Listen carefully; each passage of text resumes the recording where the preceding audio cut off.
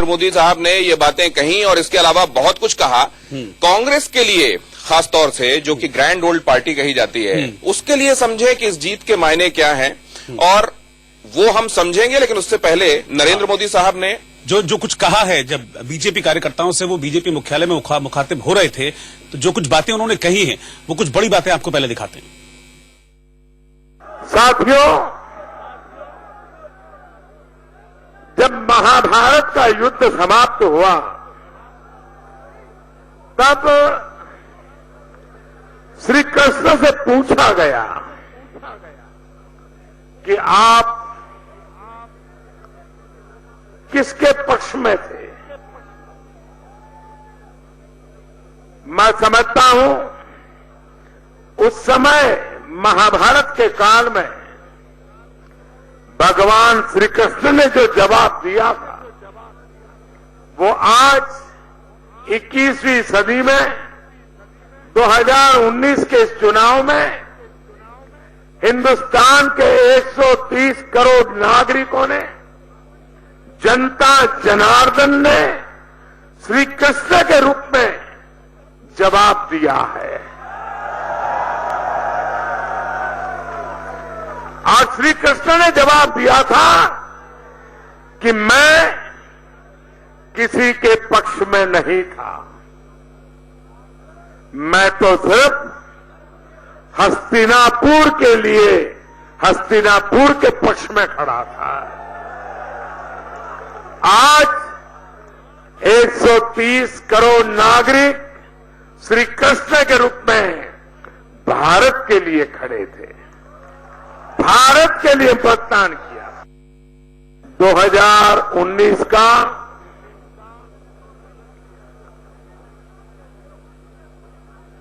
ये जो मतदान का सिर्फ आंकड़ा है, ये अपने आप में लोकतांत्रिक विश्व के इतिहास की सबसे बड़ी घटना है। पूरे विश्व की ये सबसे बड़ी घटना है।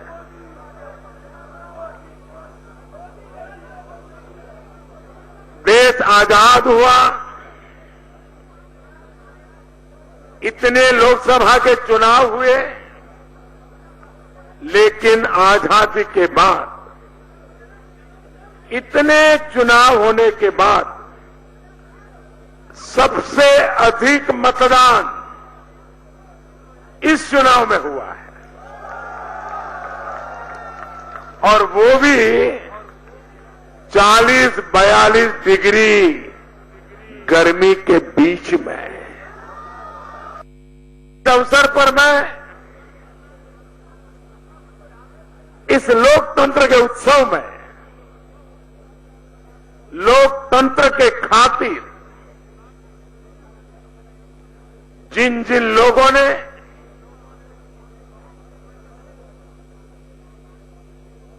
बलिदान दिया है, जो लोग घायल हुए हैं, उनके परिवारजनों के प्रति मेरी संवेदना प्रकट करता हूं, और लोकतंत्र के इतिहास में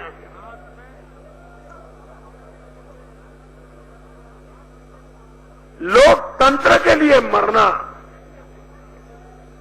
ये मिसाल आने वाली पीढ़ियों को प्रेरणा देती रहेगी।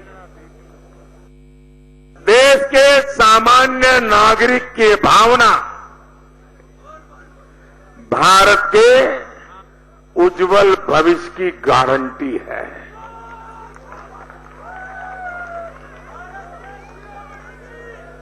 इस चुनाव में मैं पहले दिन से कह रहा था, ये चुनाव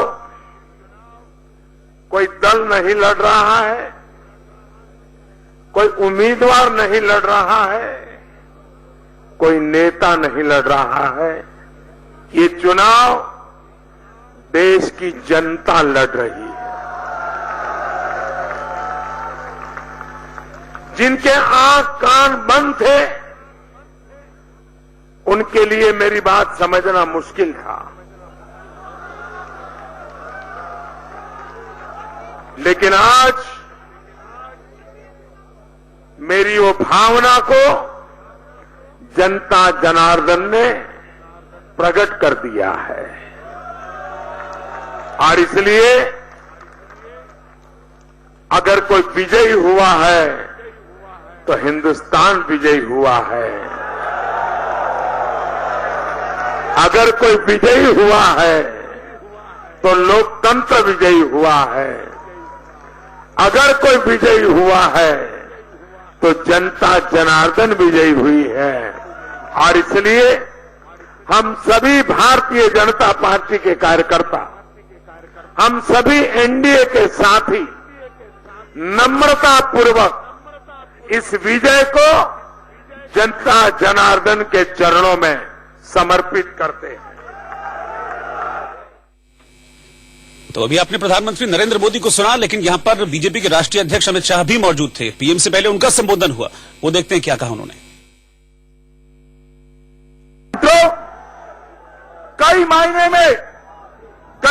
में ये जीत ऐतिहासिक जीत, देश के अंदर 50 वर्ष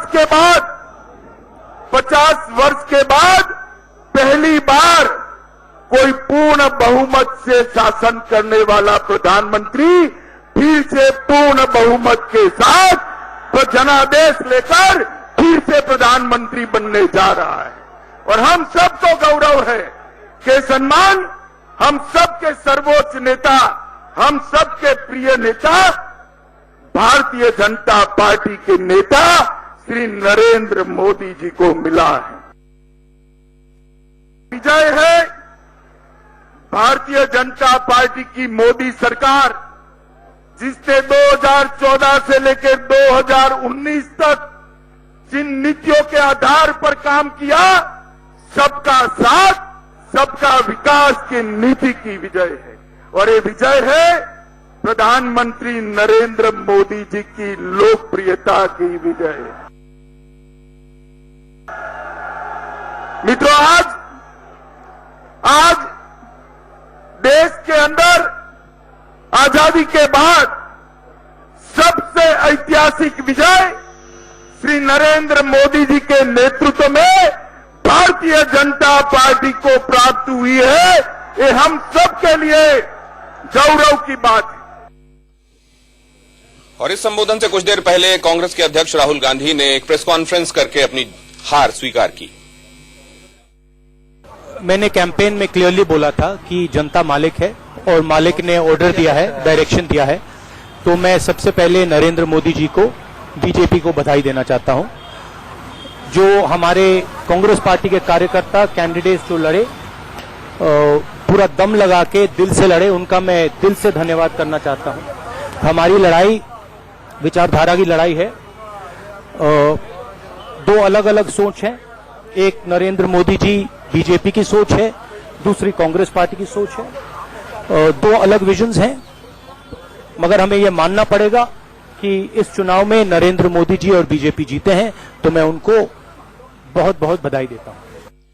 तो प्रेस कॉन्फ्रेंस की राहुल गांधी ने, हालांकि बहुत कम देर तक वो रुके, कुछ कम सवालों के उन्होंने जवाब दिए, लेकिन इस प्रेस कॉन्फ्रेंस में जो उन्होंने खास बात कही, वो ये कही कि मैं स्मृति ईरानी को बधाई देता हूं और साथ ही मैं ये कहता हूं स्मृति ईरानी से कि वो अमेठी की जनता का बड़े प्यार से ख्याल रखें।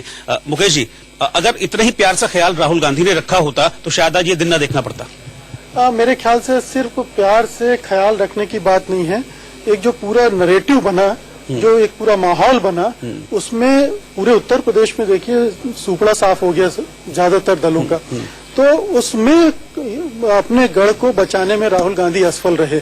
अगर क्योंकि लास्ट टाइम यूपी की अगर मैं बात करूं तो लास्ट टाइम तो इससे ज्यादा मैंडेट था, लेकिन फिर भी अपनी सीट बचा ली थी राहुल गांधी और सोनिया गांधी दोनों ने, लेकिन इस बार तो कांग्रेस अध्यक्ष की सीट चली गई। हाँ, ये कांग्रेस के लिए बहुत जबरदस्त मतलब इसमें एक बात और छिपी हुई है कि जो कहा जा रहा था कि वायनाड से इसलिए लड़ रहे हैं ताकि वहां आसपास की सीटों पर भी उनके लड़ने का इन्फ्लुएंस हो और कांग्रेस वहां से जीते। वो अमेठी से हार को शायद पहले सूंघ चुके थे, इसलिए वो वायनाड गए थे। सुरजीत साहब हमारे साथ जुड़े हुए हैं। सुरजीत साहब, आपने अमेठी की हार को, इस परंपरागत सीट से कांग्रेस की हार को कैसे देखा? देखिए, अंग्रेजी में जिसको ऑप्टिक्स कहते हैं, ये कांग्रेस के लिए बहुत ही गंदा ऑप्टिक्स है। मतलब मैं ये कहूंगा कि चाहे वायनाड में कितनी भी बड़ी इनकी जीत हुई हो, और दूसरा जो कांग्रेस का लक्ष्य था कि दक्षिण भारत से लड़ने के कारण वहां के जो कार्यकर्ता हैं कांग्रेस के, वो उद्बुद्ध हो जाएंगे, प्रेरित हो जाएंगे, बढ़ चढ़ के लड़ेंगे, और इसलिए दक्षिण भारत से काफी अच्छा उनका आंकड़ा आएगा। ऐसा भी कुछ हुआ नहीं है। एक तमिलनाडु को अगर छोड़ दिया जाए तो बाकी राज्यों से कुछ बहुत अच्छे परिणाम नहीं आए इसके लिए। लेकिन इतना जरूर कहना चाहूंगा कि इस वक्त हार के वक्त भी उन्होंने जिस तरह से प्रेस कॉन्फ्रेंस किया है उसमें एक सौम्यता थी। अब उसके अलावा कोई चारा भी नहीं था सुरजीत साहब। लेकिन नवीन कुमार साहब हमारे साथ जुड़ गए हैं, बहुत करा भी रहे हैं। अभी जब वो यहाँ पर आए तो तमाम लोगों ने गले मिलकर उनको बधाई दी, और नवीन साहब बहुत सारी बातें ऐसी जो हमारे साथ डिस्कशंस के दौरान आप कह रहे थे और तब कई बार हमको भरोसा करना मुश्किल लग रहा था, वो हमने आज सच होता हुआ देखा। पहली बात तो दिनेश भाई, इंडिया न्यूज और न्यूज एक्स के सभी तमाम जितने भी कार्यकर्ता करता है, सभी को बहुत बहुत शुभकामनाएं। हाँ हाँ, आपकी आवाज आ रही है नवीन साहब? अच्छा, वो बता रहे हैं। अच्छा, आप तो वो वाला माइक ले लीजिए फिर, चेंज कर लीजिए माइक। हाँ जी, मेरी आवाज आ रही है जी। इंडिया न्यूज और न्यूज एक्स के जितने भी तमाम कार्यकर्ता हैं, एम्प्लॉई हैं, सभी बधाई के पात्र हैं और सभी विशेषज्ञ हैं। वो इसलिए मोदी जी नहीं आ अच्छा, ऑडियो नहीं आ रहा। कोई नहीं, मैं अपना माइक लेकर आपके पास आता हूँ, फिर अब आएगा ऑडियो। बुलंद आवाज है आपकी, थोड़ा बुलंद आवाज में बोलिएगा। बैठे बैठे बोलिए। मेरा इतना कहना है कि इसलिए नहीं थक, अभी तो कोई बात नहीं अजीत भाई, मेरा कहना यह है कि इसलिए क्योंकि हम तो राजनीतिक दल है और राजनीतिक दल अपनी आन मान शान और प्रतिष्ठा के लिए और सत्ता में आने के लिए लड़ाई लड़ता है। लेकिन मैं मीडिया में रहा हूं, जैसे मैं जानता हूं कि मीडिया के साथ ही तपती धूप हो, तपिश हो, हर एक समय में काम करता है और उसका कोई केवल एक ही लक्ष्य होता है कि मजबूत और एक निष्पक्ष और एक सशक्त सरकार बने।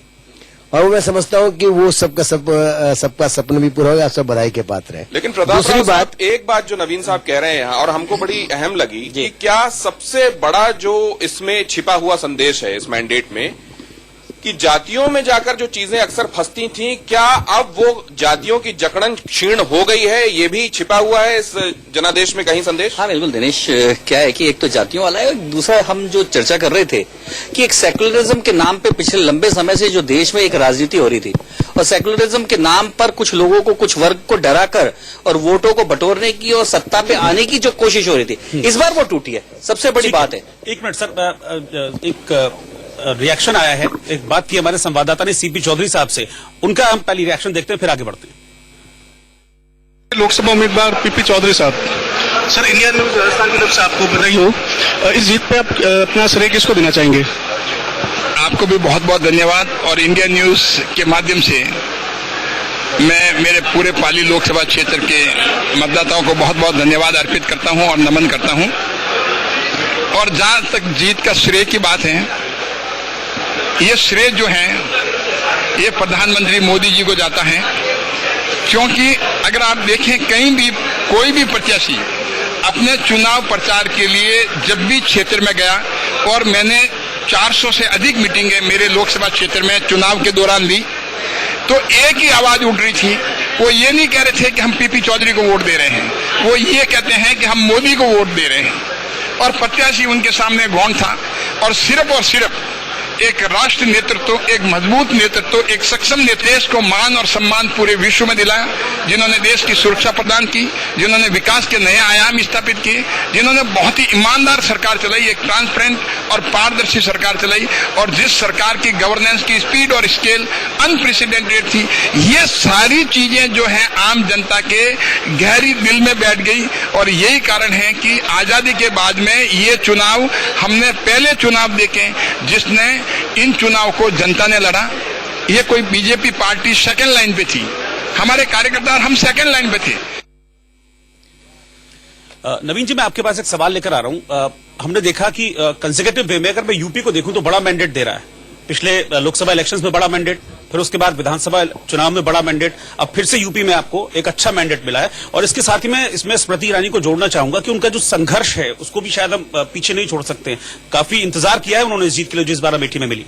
नहीं, बिल्कुल भाजपा के कार्यकर्ता की यही तो पहचान है कि वो संघर्षरत रहता है जब तक कि उसको जीत न मिल जाए या जिस लक्ष्य को पाना ले। कुमार विश्वास नहीं लड़े तो पिछली बार, तो क्या पिछली बार भी स्थितियां बदल सकती थी?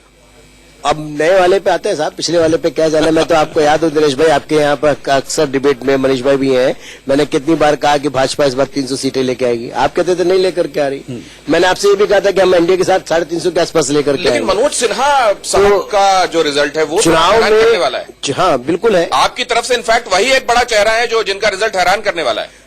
वैसे ठीक है नवीन जी, इस सवाल का जवाब मैं लेता हूं। प्रज्ञा ठाकुर का एक रिएक्शन आया है, क्योंकि प्रज्ञा ठाकुर की भी जीत हुई है, बड़ी जीत हुई है। हमारे संवाददाता से बात की है, देखते हैं क्या कह रही है। भोपाल लोकसभा सीट की बात करें तो रोचक मुकाबला था साध्वी सिंह और दिग्विजय सिंह के बीच। कैसा मुकाबला रहा और अब जो है आपने जीत सुनिश्चित कर ली है। फाइट टफ थी, एक तरफ धर्म और अधर्म की लड़ाई। कोई टफ नहीं थी। भोपाल की जनता, भोपाल सीहोर की जनता, जो पूरी लोकसभा की जनता ने जो विश्वास मेरे ऊपर किया है, उसने जो विश्वास भारतीय जनता पार्टी पे दिखाया, उसकी जीत हुई है। और पूरी हमारी लोकसभा की जनता को बहुत बहुत आभार, बहुत बहुत अभिनंदन। और देश बहुत आगे बढ़ेगा मोदी जी, अमित शाह जी के साथ मिलकर के। जब देश आगे बढ़ेगा तो अद्भुत अद्भुत होगा। सोचा था कि 300-350 पार कर जाएंगे और यहाँ पर 28। बिल्कुल विश्वास था, जनता के मत के ऊपर पूरा विश्वास था। 21 पर जो है वो तपस्या की है, मौन। जनता ने जो कहा वो किया। चलिए तो ये, क्योंकि यहां से ये जो विक्ट्री है, कहा यह जा रहा था कि इसके मायने पूरे देश के लिए अहम होंगे, पूरे देश के लिए इसमें संदेश होगा। क्या यही प्रधानमंत्री नरेंद्र मोदी भी अपने भाषण में कह रहे थे कि छद्म सेकुलरवादियों को अब जगह नहीं मिल रही है? क्या इसी तरफ इशारा था पोद्दार साहब? देखिए दिनेश जी, मैं इसके इतर दूसरी बात कहूंगा। नहीं पहले ये बात तो कह दीजिए जो मैंने पूछा। नहीं, ये तो है ही है, ये तो प्रधानमंत्री जी ने कही है, तो सोच समझ करके कही होगी। नहीं, इसी के लिए कही है क्या? यहीं से मैसेज गया है क्या वो? बिल्कुल। लेकिन मन से माफ नहीं करने वाली बात भी उन्होंने कही है। नहीं, वो तो देखिए चुनाव में सारी चीजें चलती हैं। अब मैं दूसरी बात जो कहना चाहता हूँ, अमित शाह जी ने अपने नेतृत्व से त्रिशूल व्यू की रचना करी, और जो विपक्ष नरेंद्र मोदी जी के लिए चक्रव्यूह की रचना कर रहा था, उसको तोड़ने में नरेंद्र मोदी जी हर जगह कामयाब हुए और विपक्ष के सारे चक्रव्यूह तोड़ करके धराशायी कर दिए। मैं मानता हूँ ये इस चीज की जीत। नहीं, ये उमर अब्दुल्ला ने भी अपने ट्वीट में कहा है मनीष जी कि ये बहुत अच्छी तरीके से चलाया गया कैंपेन था। क्या ये कैंपेन स्ट्रैटेजी है जो कामयाब हुई है, या ईमानदारी से किया हुआ काम और नियत है जिसकी जीत हुई? मेरे ख्याल से ये मिली जुली बात है, और मुझे ऐसा लगता है कि प्रबंधन और नियोजन जिस अंदाज में बीजेपी कर सकती है, मुझे नहीं लगता कि आज की तारीख में कोई और राजनीतिक दल इतने तरीके से, सलीके से और सार संभाल के कर सकता है। बिल्कुल, क्योंकि अब दिनेश जो धीरे धीरे जीत अनाउंस होती जा रही है, तो कई उम्मीदवारों के रिएक्शन इसमें आ रहे हैं। हमारे संवाददाता ने गजेंद्र सिंह, जो कि जोधपुर से बीजेपी के उम्मीदवार हैं, उनसे बातचीत की। सिंह शेखावत दोबारा जीते हैं, हमारे साथ हैं। गजेंद्र सिंह जी, जीत की आपको इंडिया न्यूज की ओर से बहुत बहुत बधाई। यूं तो जो परिणाम आए हैं उसने साफ कर दिया है कि पूरे देश में मोदी मैजिक चला है, लेकिन आपका जो चुनाव था वो टफ था। आपका मुकाबला मुख्यमंत्री के पुत्र से था। उनकी जो विश्वास की ऊर्जा थी, वो ऊर्जा मुझे इतनी ऊर्जा प्रदान करती थी कि मैंने कभी सोचा ही नहीं कि ये चुनाव कठिन है। जितनी तरह की जो है बाधाएं खड़ी करने की कोशिश कर रहे थे, मैंने बार बार आपके मीडिया के मित्रों को भी सबको कहा था कि मुझे चुनौती कोई नहीं दिखाई देती, सिर्फ स्पीड ब्रेकर्स दिखाई देते हैं। और हमारी स्पीड को ब्रेक करने के लिए जितने स्पीड ब्रेकर्स प्रशासन का दुरुपयोग करके खड़े किए गए थे, उन सारों पे ही हमारे कार्यकर्ता और ज्यादा उस चुनौती को मानते हुए मुट्ठी भींच करके संकल्प के साथ जुट रहे थे। मुझे लगता था कि कहीं भी कोई चुनौती सामने दिखाई नहीं दी। आप पहली बार सांसद बने और मंत्री भी बने, इस बार क्या लगता है? अभी दूसरी बार जनता ने, जोधपुर की जनता ने अपनी सेवा करने का अवसर दिया है, और मेरे लिए वो सबसे महत्वपूर्ण है।